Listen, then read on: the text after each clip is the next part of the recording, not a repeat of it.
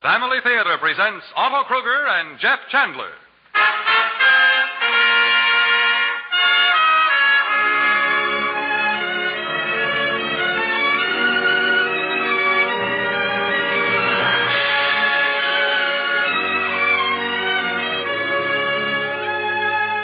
From Hollywood, the Mutual Network, in cooperation with Family Theater Incorporated, brings you Jeff Chandler in Henry Van Dyke's The Other Wise Man.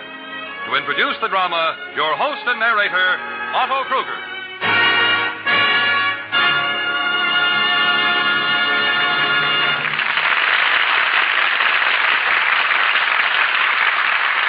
Thank you, Gene Baker.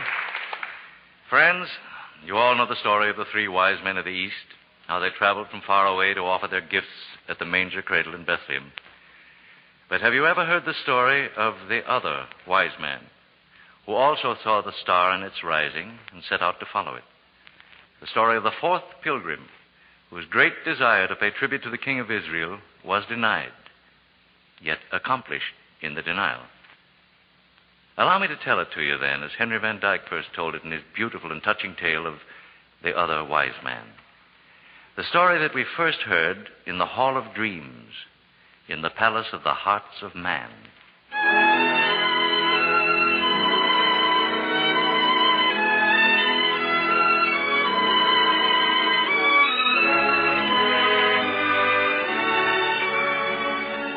In the days when Augustus Caesar was master of many kings and Herod reigned in Jerusalem, there lived in the city of Persia a certain man named Artaban the Median.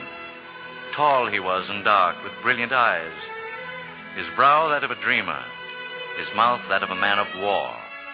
And upon the night that we now tell of, he was seated in an upper chamber of his house, speaking gravely to some visitors, men who, like Artaban, wore the long white robe and pointed cap of the fire worshippers, the garb and dress of the ancient priesthood of the Magi.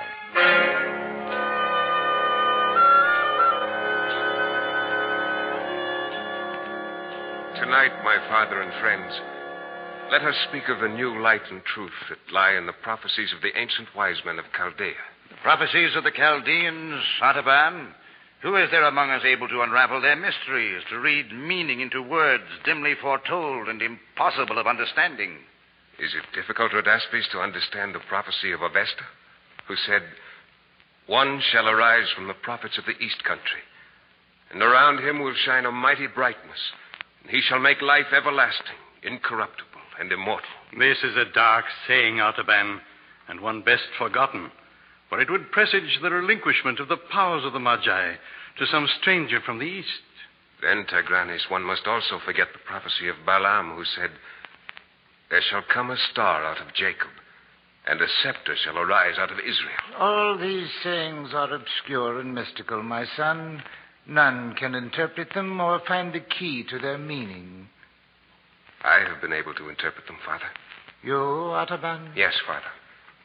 For I and my three companions among the Magi, Caspar, Melchior, and Balthazar, have searched the ancient tablets of Chaldea, and are now convinced that this is the year in which the Anointed One, the Prince of Princes, the King of Israel, shall be born.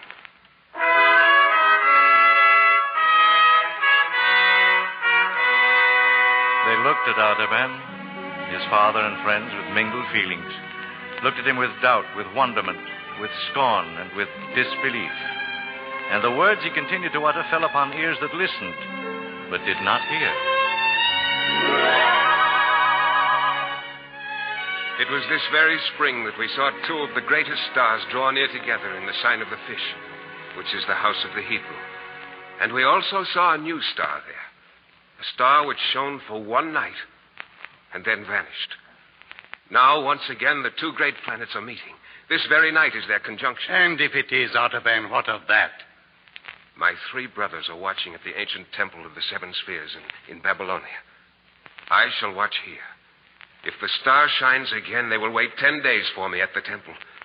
And then we will set out together for Jerusalem to see and worship the promised one who shall be born King of Israel. You will but strain your eyes with wasteful watching, Artaban. Nay, Rhodaspes. I believe the sign will come. So I have sold my house and possessions and have bought these 3 jewels. a sapphire, a ruby, and a pearl, to carry with me as a tribute to the king. And I ask all of you to go with me on the pilgrimage, that we may have joy together in finding the prince who is worthy to be served.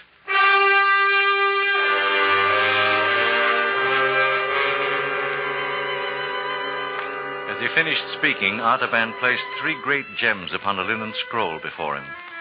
One blue as the fragment from a night sky. One redder than the ray of sunrise. One as pure as the peak of a snow mountain at twilight. His friends glanced at the jewels, then at each other with looks of wonder and of pity. This is a vain dream, Artaban. No king will ever rise from the broken race of Israel. My time will be wiser spent gathering money for the new fire temple at Kala. This is what comes of too much looking upon the stars. This quest is not for me. And so they left him, one by one, and went out of his house. Thus it was that Artaban left in solitude, gathered up his jewels, the sapphire, the ruby, and the pearl, and placed them in his girdle. Then quietly left the room and went out upon the terrace on the roof.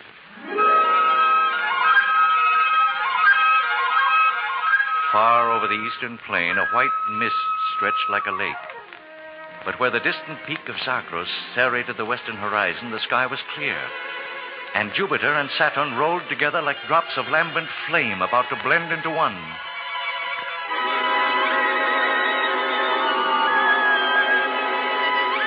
And as Artaban watched them, behold, an azure spark was born out of the darkness beneath, rounding itself with purple splendors to a crimson sphere, spiring upward through rays of saffron and orange into a point of pure white radiance.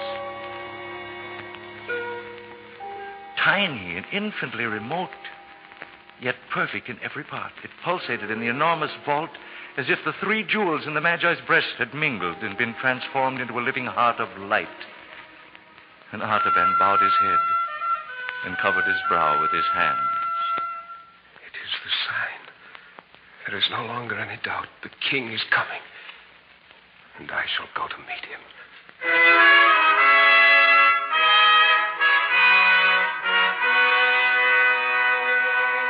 Before the birds had fully roused to their strong, joyful chant of morning song, the hooves of Vazda, the swift and faithful steed of Artaban, were beating a spirited music upon the road, and over the fertile fields of Kankabar and the rich gardens of Bagistan, through the rocky passes of Zagros and the swirling floods of the river Tigris, those gallant hooves made their rhythmic song. And upon nightfall of the 10th day, they trod the lush earth by the waters flowing near the shattered walls of populous Babylon.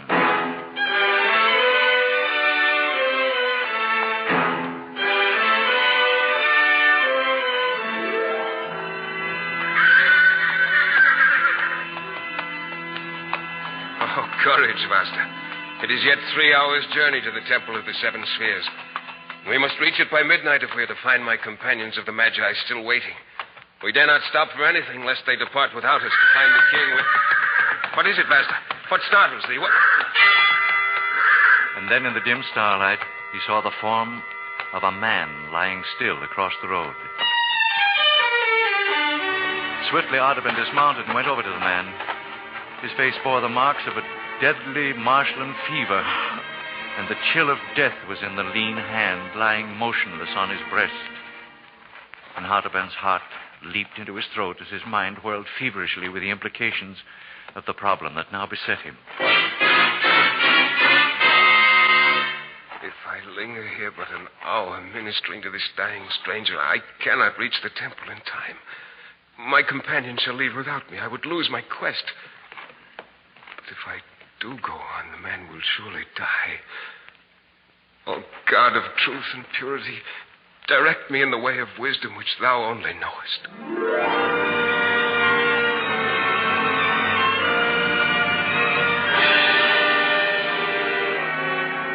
And Artaban turned back to the sick man and carried him off the road to the foot of a palm tree.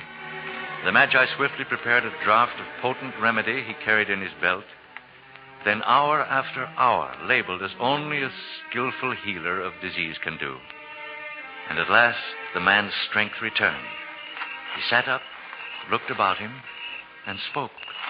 Who art thou? Why hast thou sought me here? To bring back my strength? I am Artaban, the Magian, hurrying to Jerusalem in search of one who is to be born king of the Jews. And despite your holy quest, you still stop to aid one whose death would no more be noticed than if a grain of sand had disappeared from the desert? I could do no less, my friend. Then may the God of Abraham and Isaac and Jacob bless and prosper your journey. But before you depart again, you should know this. Our prophets have said that the Messiah will not be born in Jerusalem, but in Bethlehem of Judah. Bethlehem, thou sayest? Aye. Now leave me and resume thy journey. And may the Lord bring thee there in safety, because thou hast had pity upon the sick.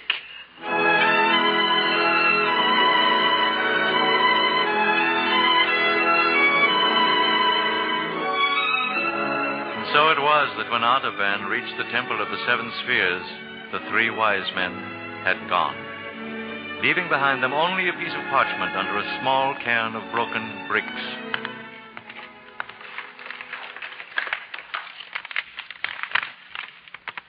We have waited past the midnight and can delay no longer. Follow us across the desert. We go to find the king. How can I cross the desert with no food and a spent horse? I must return to Babylon and sell my sapphire, so I might buy camels and provisions for the journey. I may never overtake my friends. Now only God the Merciful knows whether I shall not lose sight of the king because I tarried to show mercy.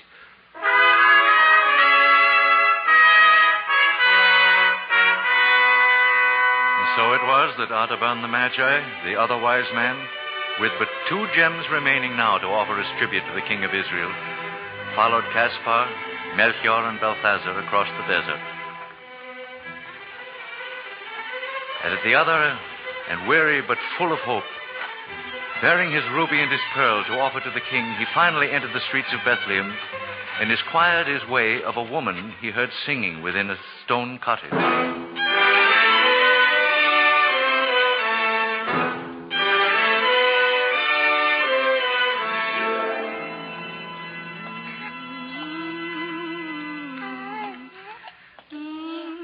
May the blessings of the day be upon thee and thy child, good sister. And upon thee also, stranger. I seek 3 brethren of mine who should have arrived here in Bethlehem a few days ago. Would you have knowledge of them? If it is of 3 magi you speak, they did appear in this village 3 days ago. Yes, that is they. What has happened to them? What did they do here? They told how they had come from the Far East, and how a star had guided them to the place where Joseph of Nazareth was lodging with his wife and her newborn child. They paid reverence to the child and gave him many rich gifts. Oh, then the prophecy has been fulfilled. The king was born. Now may I offer my ruby and my pearl to him as tribute. Where may I find my friends, good woman? Where may I find this Joseph and his wife and their newborn son? My reply will disappoint thee, Magi, for the 3 strangers disappeared as suddenly as they had come here. Disappeared? And the man of Nazareth took the babe and mother and fled secretly away that same night to the distant lands that are called Egypt. Egypt? Then once again I have arrived too late. My quest is not over, but barely begun. It does not seem good to the God of wisdom to reward my search so soon and so easily. Now I must follow the king to Egypt. Bless thee and thy child, good woman, and may peace and... Those trumpets! They have within their throats the cry of doom. My child. Wait here, woman. Wait, I shall look through the doorway for the meaning of this. What is transpiring here? Why the fearful cries of terror and alarm? The soldiers of Herod. The soldiers of Herod have come to the village. They're killing our children, slaughtering our babes.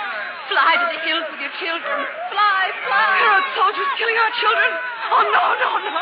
Oh, wait. Take the child to the darkest corner of the room. Cover him with the folds of thy robe and quiet his cries. I shall speak to these soldiers of Herod when they arrive.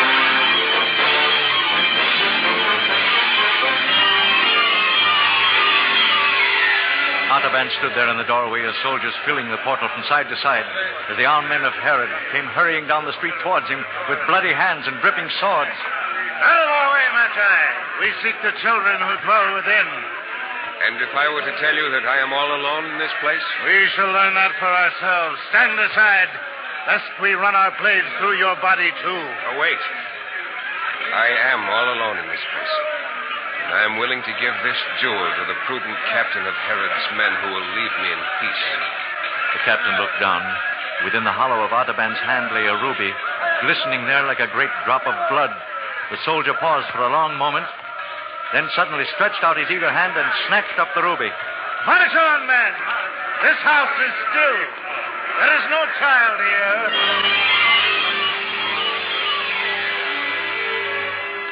And as the clangor of arms passed by and swept down the street, Artaban re-entered the humble little cottage, looked down at the joyously weeping woman and the again smiling, happy infant clasped to her breast. Then he turned his face to the east and prayed. God of truth, forgive my sin. I have said the thing that is not to save the life of a child. And 2 of my gifts are gone. I have spent for man that which was meant for God. Shall I ever be worthy to see the face of the King?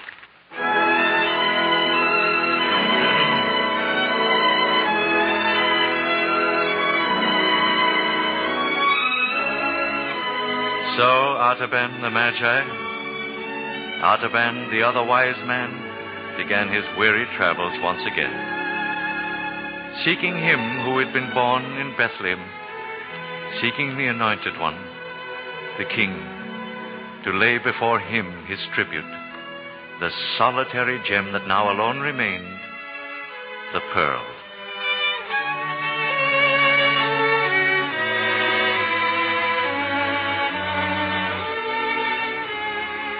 Among the throngs in populous Egypt did he seek the king, through countries where famine lay heavy upon the land, and in plague-stricken cities he visited the oppressed and afflicted in the gloom of prisons, in the wretchedness of slave marts and the weary toil of galley ships. And in all this world of anguish, he found none to worship, though he did find many to help. For he fed the hungry, and clothed the naked, he healed the sick, and comforted the captive.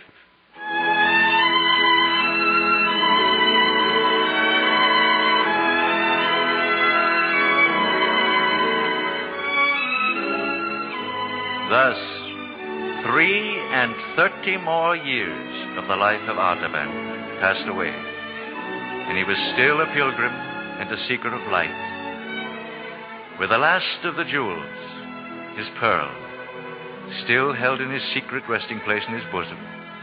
And now, worn and weary, ready to die, but still looking for the King, he had come for the last time to Jerusalem.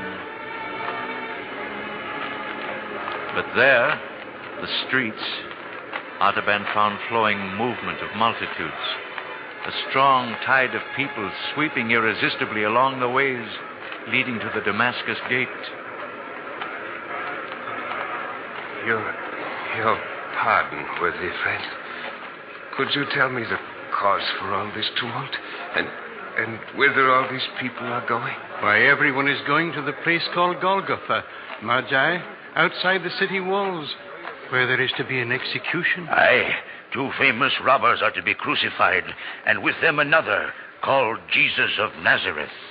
Jesus of Nazareth? Aye, a man who has done many wonderful works among the people, so that they love him greatly.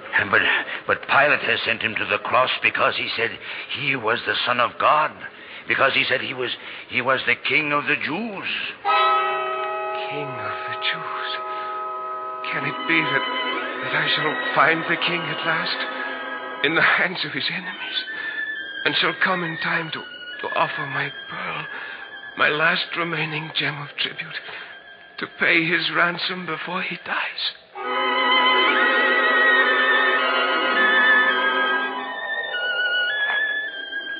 Artaban's heart beat unsteadily with excitement as, slowly, with tired and painful steps, He followed the multitude toward the Damascus gate. No, you cannot take me with you. But as he reached a point just beyond the entrance of the guardhouse, some Macedonian soldiers came down the street, dragging with them a young girl with torn dress and disheveled hair. And as Artaban paused in compassion, she broke from the hands of the tormentors and threw herself at the wise man's feet. Have pity on me, wise man, for the sake of the God of purity. For I, too, am of the Magi, seized for our father's debts and about to be sold into slavery. Oh, save me, wise man, save me. Artaban trembled. It was the old conflict in his soul, that which had come to him in the palm grove of Babylon and in the cottage at Bethlehem. The conflict between the expectation of faith and the impulse of love. Twice the gift which he had consecrated to the worship of God had been drawn from his hand to the service of humanity. This was the third trial, the ultimate probation, the final and irrevocable choice.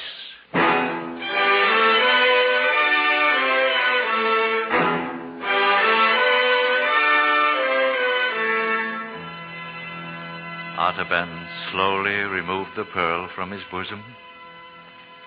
Never had it been so luminous, so radiant, so full of tender, living luster. And he laid it in the hand of the slave girl. Here. This is thy ransom, my daughter. The last of my treasures which I kept for the king.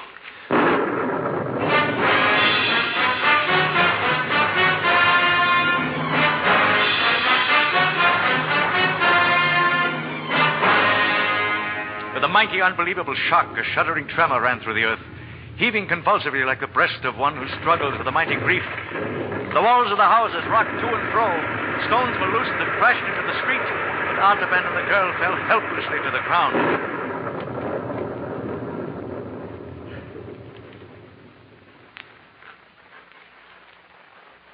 Magi. Magi. Speak to me, Magi. Speak. But the old man lay there, unanswering, his gray beard resting on the young girl's shoulder. Blood trickling from a wound in his temple where a falling tile had struck him. No, there was nothing more to live for. He had given away the last remnant of his tribute for the king. He had parted with the last hope of finding him. The long, weary quest was over. And it had failed.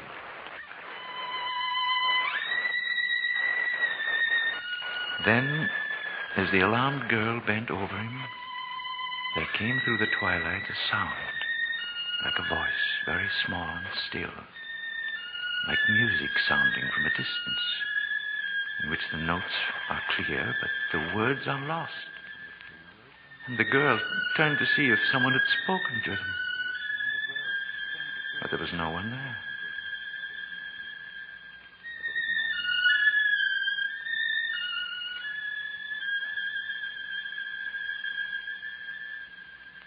And then the sound was gone. But the lips of the Magi, of Artaban, the other wise man, trembled, moved, and then spoke as though in answer to that voice. Not so, my lord. For when saw I thee hungered and fed thee, or thirsty and gave thee drink? When saw I thee a stranger and took thee in, or naked and clothed thee? When saw I thee sick or in prison and came unto thee? 33 years have I looked for thee, but I have never seen thy face, nor ministered to thee, my king.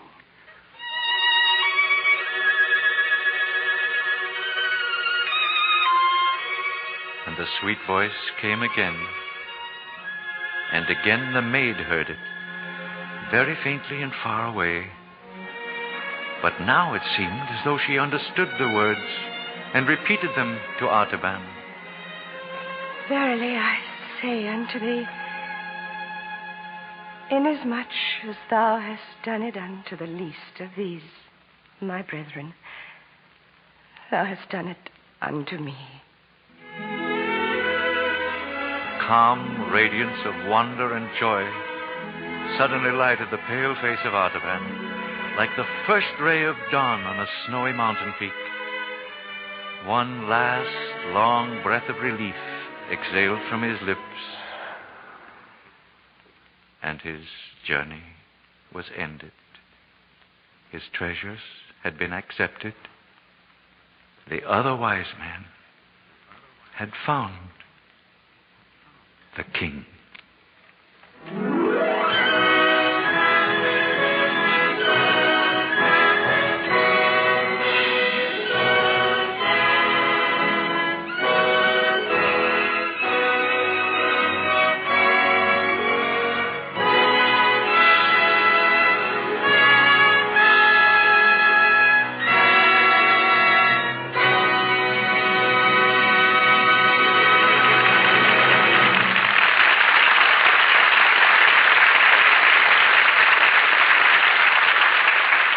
This is Otto Kruger again.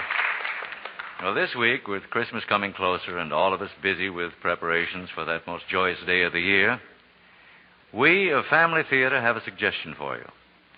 No, not a suggestion about what to buy, where to buy it. We'd only like to remind you that while Christmas is a time for giving and receiving, it is above all a time for faith and prayer. Christmas will be empty, just another holiday, unless our hearts are in harmony with Him who can bring peace to men of goodwill. So, during this Christmas season, will you remember, no greater gift can come to you and to your home than that deep and lasting peace which prayer alone can bring. The family that prays together stays together. More things are wrought by prayer than this world dreams of.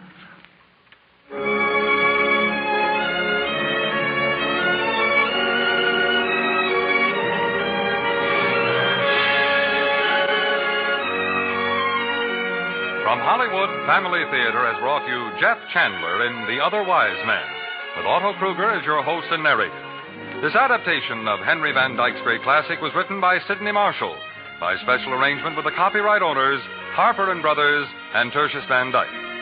Music was composed and conducted by Harry Zimmerman, and the production was directed for Family Theater by Jaime Del Valle. Others in our cast were Norman Field, John Daner, Robert Griffin, Harold Deerenforth, Gloria Hunter, Mary Lansing, and Virginia Island.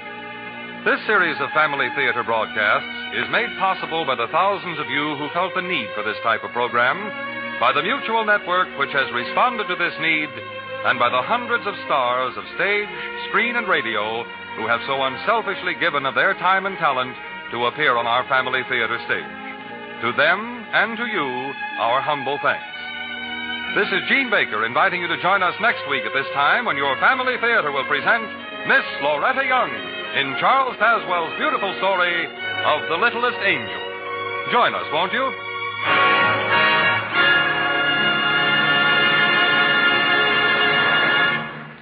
Family Theater is heard in Canada through the facilities of the Canadian Broadcasting Corporation and is broadcast to our troops overseas by the Armed Forces Radio Service. This is the world's largest network, the Mutual Broadcasting System.